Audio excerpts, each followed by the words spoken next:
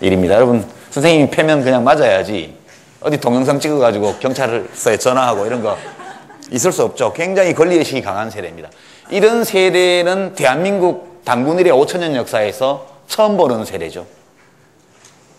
단군 일의 5천년 동안 우리가 절대 빈곤을 벗어나 본 적도 없었고, 그리고 국민 개개인이 주권을 가지고 국가에 대항해서 내 권리를 주장할 수 있는 시대도 없었습니다. 그러니까 이 대한민국 역사 또는 우리의 민족사에서 이런 특성을 가진 세대가 집단적으로 출현한 것은 유사일의 처음이다, 이렇게 말할 수 있죠. 여러분, 복받은 세대입니다. 근데 이제 좋은 것만 있는 건 아니고요. 호사다마라고, 그 좋은 일에는 꼭 나쁜 일이 함께 따라옵니다. 어느 시대도 다 좋은 것만 있는 시대는 없어요. 여러분 아시다시피 경쟁이 굉장히 치열합니다, 요즘은. 옛날에는 뭐 대학 나오고 이러면 별 문제 없이 취직이 됐지만, 지금은 고교 졸업생의 80% 이상이 다 고등교육기관으로 진학하는 시대이기 때문에 스펙 경쟁도 굉장히 치열하고요.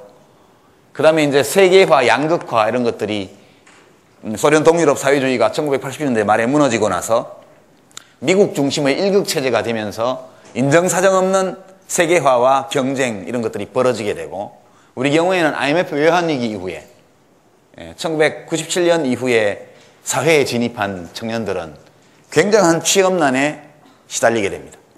그리고 IMF 이후에 우리 사회가 본격적으로 평생고용체계가 무너지고, 그렇게 되면서 격차가 굉장히 확대됩니다. 루저가 되지 않기 위해서는 키도 키워야 되고, 아니 엄마들이 딸들 키 자라게 하려고 마 갈아서 먹이고 막 그러잖아요. 마에 남성 호르몬이 많이 나오거든요. 그 여자애들 조금 할 때 마를 갈아서 먹입니다. 호르몬 균형을 남성 호르몬 쪽으로 많게 하려고. 그래야 그래야 초경을 늦게 하고, 그래야 성장판이 늦게 닫히기 때문에 키가 더 자란다는 거죠. 그 정도로 그렇게 심하게 합니다. 모든 면에서 격차가 확대돼 가고 있죠. 취업난, 뭐 말할 나위도 없고요. 이 취업난은 지금, 제가 1959년생인데 우리가 80만 명 넘었거든요. 제 기억에. 저와 같은 해에 태어난 사람들이. 1967년, 66년, 68년 되면 100만 명이 넘어갑니다. 그로부터 한 세대 지나서 1987년생, 이렇게 되면 지금 25살 정도 돼 가는데, 그 20년 위 세대들이 사회의 중견을 다 장악하고 자리를 안 만들어줘요. 숫자가 워낙 많기 때문에. 그래서 여러분들이 비집고 들어갈 자리가 굉장히 부족합니다. 그리고 자기개발 욕구가 굉장히 강할 뿐만 아니라 자기 개발을 하지 않고는 이 경쟁과 격차가 벌어지는 사회에서 취업난이 심각하고 경쟁이 치열한 이 사회에서 살아남을 수가 없기 때문에 아주 강력한 자기개발 욕구를 가지고 살아가게 됩니다. 이거 자기개발이라는 것은 좋은 거지만 이 강제로 해야 되게 되면 무지하게 고달픈 겁니다. 그래서 이제 2030 세대를 가리켜서 지금 88만 원 세대다 이런 말도 나오고 그렇게 합니다. 한편에서는 보면 굉장히 냉혹한 경쟁 속으로 몰아넣었고, 다른 한편에서는 불쌍하다, 안 됐다 이런 식의 응석바지처럼 취급하는 그런 시각도 또한 있습니다. 그러나 제 생각에는 지금 2030은 그 아버지 세대 또는 삼촌 세대에 비해서 무슨 불쌍한 세대는 아니에요. 여러분들 훨씬 더 복받은 세대입니다. 이런 어려움이 있기는 하지만, 하여튼 2030 세대는 되게 이런 호조건, 아까 앞에서 본 그런 좋은 조건 속에서 태어나서 자랐지만, 이 세계사적인 흐름의 변화, 우리 사회 내부의 변화가 덮치면서 이런 괴로움에 또한 동시에 봉착해서 살아가는 그런 세대입니다. 이것이 2030 세대의 특징이죠. 하나 더 말할 게 이제 지식 정보화. 개도 인터넷을 한다. 이것도 굉장히 중요한 사항입니다. 여러분들은 일찍이 인류 역사에 없었던 정도로 엄청나게 많은 지식으로 무장한 세대입니다. 엄청나게 많은 기계와 기기를 다룰 줄 아는 세대죠. 그 엄청난 고학력 세대, 전 세계에서 최고 고학력 국민입니다. 우리 2030이. 대학 진학률이 전 세계에서 제일 높죠. 대한민국이.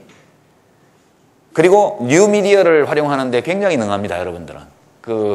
지금 각종 여론조사를 보면 50대 이상하고 20, 30대하고는 아주 그 간극이 엄청나게 큽니다. 근데 이명박 대통령 잘하고 있느냐 물으면 50대 이상에서는 다수가 잘하고 있다고 대답하는 반면 2030은 아주 소수만이 잘하고 있다고 대답을 합니다.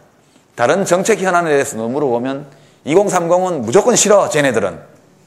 이런 의식이 굉장히 강하고요.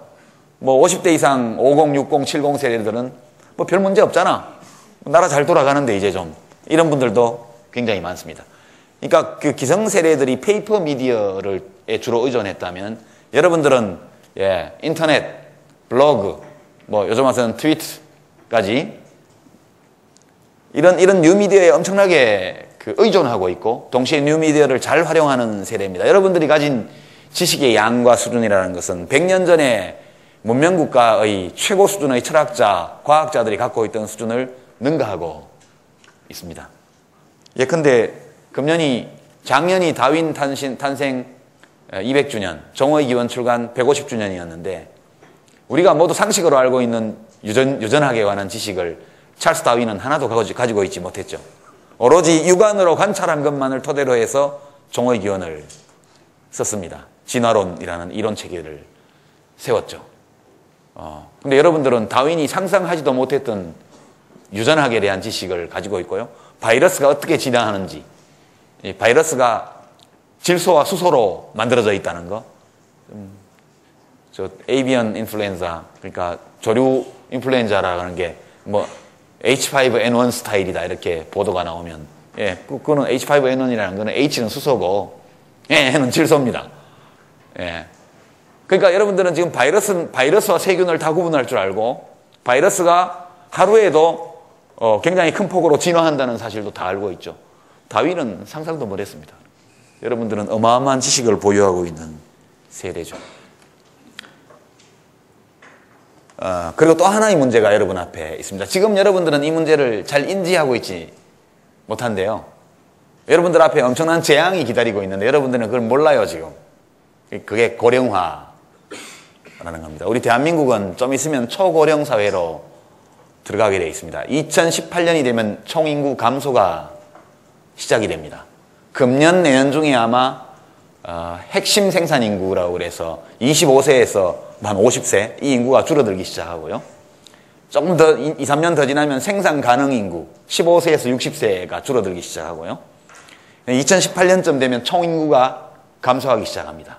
그리고 전체 인구에서 65세 이상 어르신들, 노인들이 차지하는 비율이 급속하게 높아져서 2050년 정도 되면 전 세계에서 고령 인구 비율이 최고 높은 나라가 되도록 예정되어 있습니다. 이것은 변경할 수 없어요. 그냥 쭉 가는 겁니다. 그래서 여기 앞에 만화를 이렇게 보시면 노인네 할아버지가 등장하죠. 아이고 영감 몸도 성취하는데 왜 이렇게 힘든 미션만 고집하는 게요. 그냥 구청 가서 치료 사업이나 할 일이지. 이놈 할망구 나 아직 안 죽었어. 이렇게 라고 말은 했지만 아이고 손주들이랑 노느라고 허리 끊어지고 뭐 관절염에 어디에 몸이 아파요. 그 다음에 애들이 보내주는 생활비는 줄어들고 그러니까 일을 해야 돼요. 그리고 이제 컴퓨터에 행복해지고 싶은 할아버지 클릭하세요. 정부가 정책을 세우는 건데요. 국민연금 사각지대 해소하고 이제 노인 수발보험이라고 되어 있는데 이게 이제 지금 장기요양보험이라고 하죠. 요양병원 건립하고 노인 일자리 사업 이게 다 참여정부 때 했던 사업인데요. 요새는 하는지 안 하는지 모르겠습니다. 그래서 이제 할아버지가 되게 좋아서 좋아하신다 그런 얘기입니다. 여러분들은 아직 불안을 못 느끼시죠? 여러분들이 이제 지금은 2030 세대가 4050이 되면 그러니까 앞으로 20년 후가 되면요. 그러면 거의 길거리에서 낮에 돌아다니는 사람은 거의 다 노인들일 겁니다. 그러니까 젊은 사람 두 사람이 노인 한 사람을 부양해야 되는 그런 시대에 들어가게 돼 있습니다. 그러면 각자 자기 부모만 돌보면 되느냐? 물론 개인적으로는 그렇지만 사회 전체적으로 보면은 더 이상 생산에 종사하지 않는 노인 한 사람을 생산에 종사하는 젊은 사람 두 사람이 어떻게든 사회적으로 부양해야 되는 상황에 직면하게 돼 있습니다. 이것은 굉장히 큰 부담으로 이 근로세대에게 떨어질 거고요. 여러분들은 그때